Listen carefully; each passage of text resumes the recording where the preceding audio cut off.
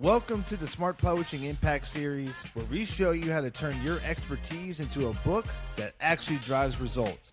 I'm Jonathan Lautermilch, CEO of Smart Publishing. And I'm Renée Lautermilch, Chief Editor of Smart Publishing. This is the podcast for business owners, coaches, and professionals who don't just want to be authors. They want to use a book to build authority, attract clients, and create real opportunities. Each week, we break down what actually works when it comes to writing, publishing, and leveraging a book the right way. Sometimes it's just us pulling back the curtain on our process. Other times we're joined by authors, industry experts, sharing how they've used a book to grow their business. If you've ever thought about writing a book, or you already have one and want it to do more for you, you're in the right place. Let's get into it.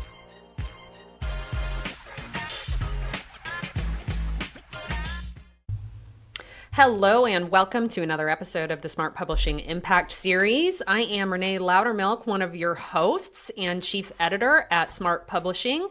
And Jonathan's not with me today, kind of like I wasn't with him last week because it was the first week of our kids' summer school and we just had to split tasks and just get done what needed to get done. He's not with me today because he is out with some networking folks out in Denton, Texas. So I am doing this episode solo today, but we talked about it ahead of time, and it's a really good one. I'm surprised we haven't done anything about this yet, but what I'm going to be talking about, of course, is episode 64, as you can see, and I marked like the most common book pitfalls. But what specifically are we talking about? There are a lot of people who released a book, but it didn't launch well, or it didn't translate into the opportunities that they wanted like they expected. And we have a lot of folks who come to us with this predicament to say, can you audit what went wrong and help us relaunch this book so it can be more successful? And there are a number of things that we always see in this instance. Every single time. Not every instance has all of these issues, but there are some or many of these issues that I'll discuss present, both with the execution of the book itself, as well as with how it was launched. So I'm going to start at the top. So the first thing that I see is that the book wasn't named well. It starts with the title. Oftentimes it was given a name that either there's already some other major book out there by that name, so it's going to get drowned out. It's not a unique name. Another one that I really commonly see is that either there was no subtitle or the subtitle communicated nothing to the person who was looking at it. So it had some kind of subtitle that sounded clever or sounded poetic, but what a subtitle is supposed to do is it's supposed to communicate to someone who has no context of what your book is about, what your book is about. It's almost like if you were to distill the entire description of your book into one sentence. That's what it should really be. I have done other episodes in the past where I have, given examples of subtitles before. So certainly you can go back and you can find some of those. Here's a good one on a book that we're working with a really cool guy by the name of Jeremy Doran. His subtitle is How to Connect with People Who Think, Work, and See the World Differently. The main title of his book is Neuroconversant Leadership. Neuroconversant, I think he literally has that trademarked. So it's a very clear title. It's brand heavy, so he can create a whole brand out of it. He could do neuroconversant training, a whole neuroconversant series. There's a lot that he can do with it. So when you have a brandable, standout, unique title like that, that really helps. But he pulls it all together. So Neuroconversant Leadership. What does that mean? It means how to connect with people who think, work, and see the world differently. So that's a good example of one that lands well. I was thinking about having a few examples of ones that don't do the best job, but I didn't really want to call anybody out at all. I can always just see if I can pull up anything here fast. But yeah, we'll see. My internet is being very, very slow today. Usually what comes up the quickest is, the stuff that's going to be better executed. It's going to be stuff that has a lot of different, a lot of reviews, a lot of strengths out there. So, okay, let's get to the next thing. The cover is amateurish looking because the author tried to make it themselves in Canva.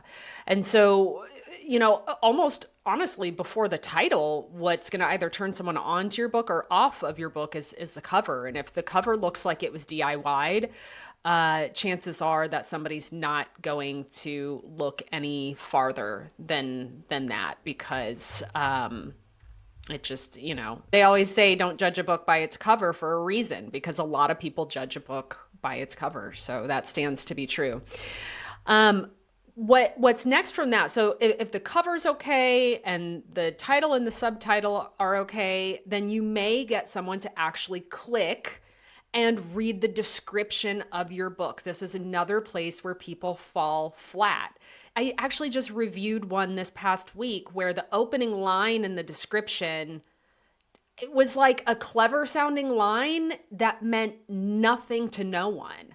You have to be really careful with AI use these days. I know a lot of people are using AI to write things that it has no business writing.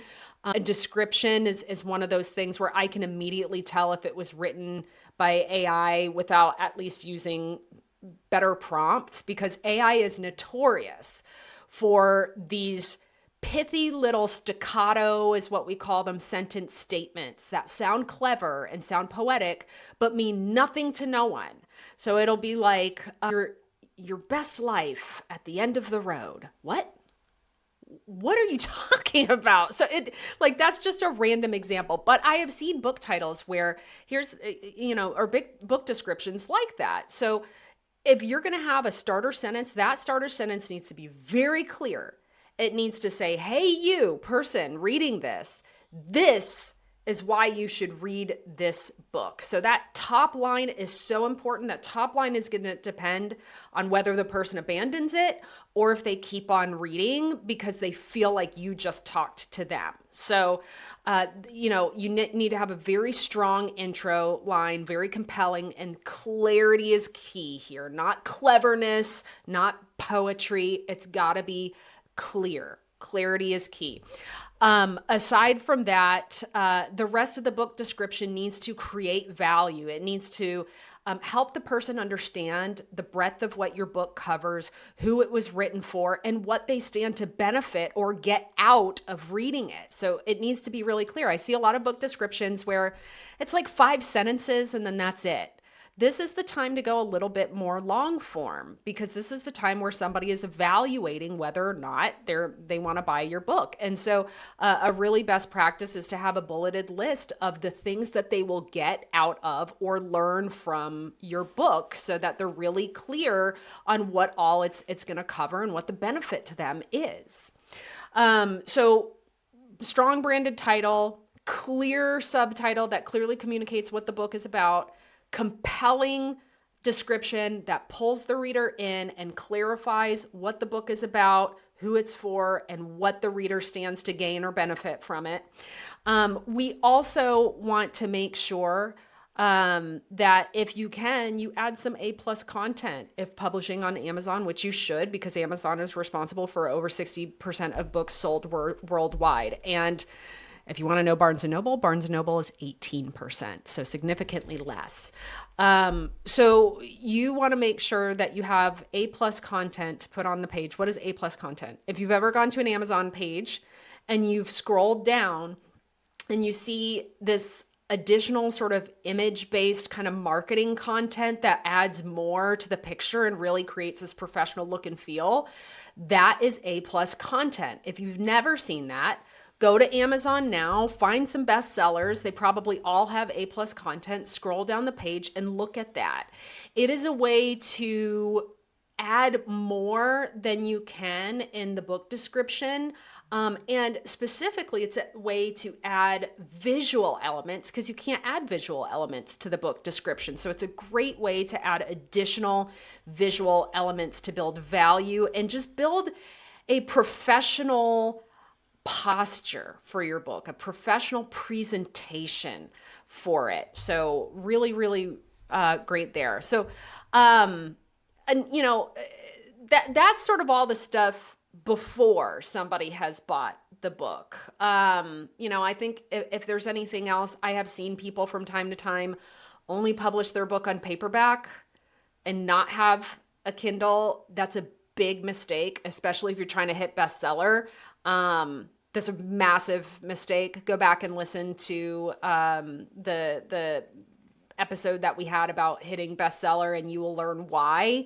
It is incredibly difficult to hit bestseller on paperback versus Kindle. I'm not going to get into that on this episode, but when you limit your formats, you limit your readers. Now, I will say that it's the inverse too. If you only publish on Kindle, that's also a huge mistake because 14% of books read are ebooks, are digital formatted books.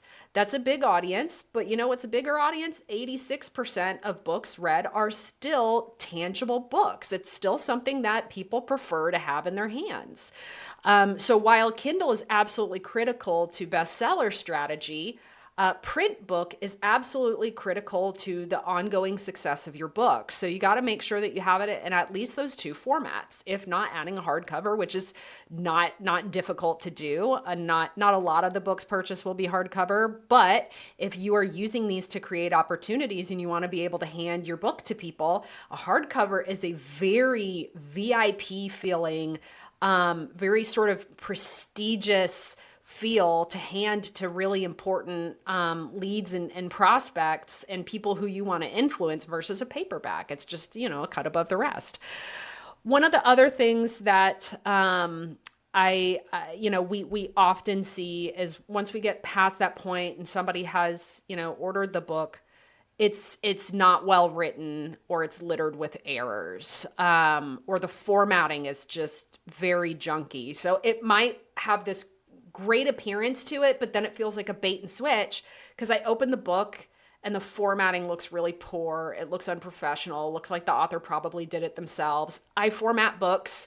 There's a lot that goes into professional formatting that people do not know. There are standards that go into it. There are all kinds of crazy things you have to know how to do in Microsoft Word that are not fun. So if you're an author, never design your own cover, never try to edit your own book. There's no such thing as that. And never try to format your own book.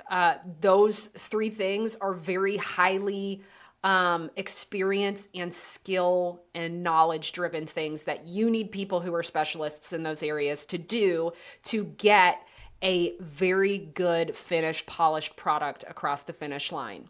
Another is that, you can tell that it wasn't well edited because you're reading through, and this happens all the time when people are like, I'm just going to edit my own book, or I'm going to have AI edit my book.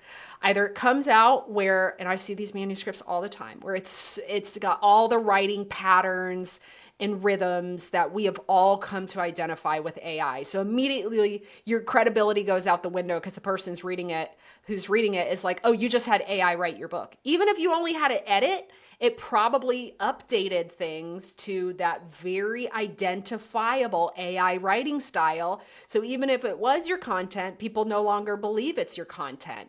Or you didn't write the book, in which case, I'm sorry, but if you don't write your book and you have AI write your book, then you're not going to be successful and you shouldn't be successful. So this is supposed to represent you, your expertise, and your credibility. That's just, flat out misrepresentation at that point. But also there's not going to be that other human level perspective of a person who is trained to think through multiple lenses as they read your content to say, hey, I'm not familiar with this jargon or these terms, or when you were saying this, I didn't understand what you were trying to say. When we think about things, they always make sense to us because we're inside of our own brain. But so many times when I'm editing, I will come across something where I have no clue what they were trying to communicate, and I have to go back and ask them so I can make sure that that's clear to the reader. You want to make sure that that doesn't come through in the book. So it's really clear when something hasn't been professionally formatted, and it's really clear when something hasn't been professionally edited. Those are huge. If that happens, your credibility is going to be shot. And honestly, you'd be better off if you never released the book in the first place, because now you've created an impression that you are uncredible versus credible when you do it the wrong way. So that's why it's so important. So apart from the book product itself, there's also some real issues when it comes to launch. Man, people picking the wrong day. People picking the wrong day. Do not launch a book on Monday. Don't launch it on Saturday, Friday, Sunday. You have to have a sweet spot. We see through the numerous releases that we've done that Tuesday is a really great sweet spot. Monday, stuff is blowing up for people. People are having Mondays. They are distracted. They're not paying attention to your book launch. By the time you get to Thursday and Friday, people are mentally checking out. They're not paying attention anymore. Saturday and Sunday, they're doing stuff with family. They're not paying attention at all. Wednesday is doable, but Tuesday is just what we see that performs the best in terms of uptake. Not having enough marketing time, not creating a list of people who you know you can count on who have committed to buy your book when it was released on launch. Not having influencers in your corner who can help get the word out. A great thing that you can do before your book launch is go on a podcast circuit. That's a great thing that you can continue to do after your book launch. Continue to get on as many podcasts as you possibly can. That creates SEO for you, which is great. Your name and your book name just get all over the internet more and more and more. And then you get into other people's networks and grow that reach. I would say also not picking the right price. We actually just saw this with someone recently who released their book, and I think they set the ebook at like $10. You're not going to have a lot of people, especially in this economy, who are going to be willing to shell out $10 for an ebook for something that they don't even potentially plan on reading. They're just trying to help you with your launch. So the best thing you can do is have the lowest barrier price possible when you release your book on the ebook itself. Now you can set better pricing for your paperback and your hardcover, but ebook launch day, we always do 99-cent ebook or Kindle versions on launch day. It's a very low barrier price. It's very easy for anybody to go pay $1, and then that contributes to the volume of your orders, which contributes to your bestseller ranking. And that's why, along with selecting the right categories, every single launch we've ever had has hit bestseller. Stayed there anywhere from, the next couple of days to the next several weeks. So that's also a great point too. Improper categories, not picking the right categories. A lot of people will pick these top level, highly competitive categories where you're up against, the newest book from Tony Robbins, or the newest book from, who's the guy that everybody's all crazy about right now? I don't know. I can't remember his name. It's the guy from Gym Launch Secrets. I don't follow any of the marketing guru stuff. But anyways, that guy who keeps, launching books and being really successful with it. So you just don't want to be in these top level categories because you're competing with people who have just way, way, way more resources and marketing dollars than you. You want to get in a good category and a niche category that is very specific to what your book is about. So category selection is really good. Now, the last thing I will harp on here before I just go ahead and, end the episode, because I think I've given a pretty good laundry list of things, is that they never had clarity to begin with on what they wanted the book to do for them. And then that translates into having no plan in place after launch. So a lot of people will just write a book because they want to write a book, or they'll write a book because they're passionate about something. Or some people will write a book because they genuinely want it to create opportunities. But because they didn't reverse design it by being very clear about what specific opportunities and how the book was specifically going to be used as a tool to create those opportunities never happen.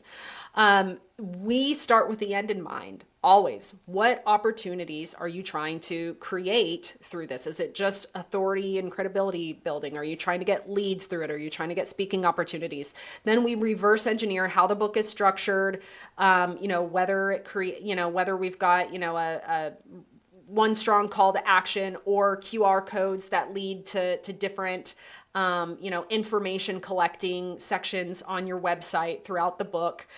We work all of that into the book itself, and how the book is positioned and how the book, talks to the reader. And then we work with the author to make sure that we have a very good long-term strategy, because a lot of people just launch the book and they think the book is going to do its thing. Listen, I just went to Amazon and I searched leadership books. I'm just scrolling down the page here. How many things did it bring up? I just want to see how many books did it bring up on this search. I'm looking at page 1 through 48 of over 70,000 results for leadership books. If your plan is to just get your book out there and let it do the work, I'm sorry, it's not going to happen. You are in a noisy market and you need to have an idea of how you will intentionally use your book to create opportunities. For some folks, they're getting on podcasts all the time. For other folks, they're bringing their book with them to conferences, conventions, and getting it in the right people's hands. Other people, they're sending their books to specific influencers.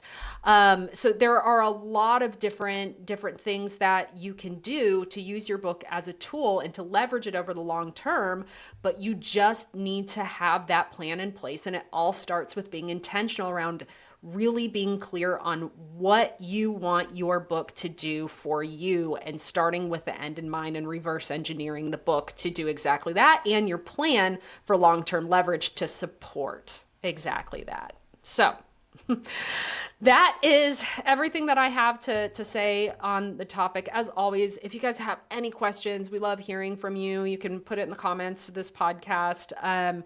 Even better, you can shoot an email over to me, Renee at smartpublishingservices.com. You can always find us at smartpublishingservices.com or on Facebook, Jonathan Lautermilch, Renée Lautermilch, Lautermilch. We love to have people jump into our DM and ask us questions as well.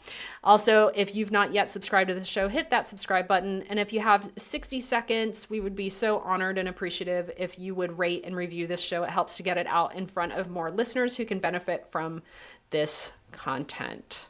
So, because we have to get ready for coaching our daughter's soccer team, we got practice this afternoon. I will bid you all adieu until next time, when hopefully both Jonathan and I will be here, so we can tell you guys how her first soccer game went. We had our first game last weekend, so I'll leave you on pins and needles to find out how it turned out. Until next time, keep writing your story, because the world needs your voice.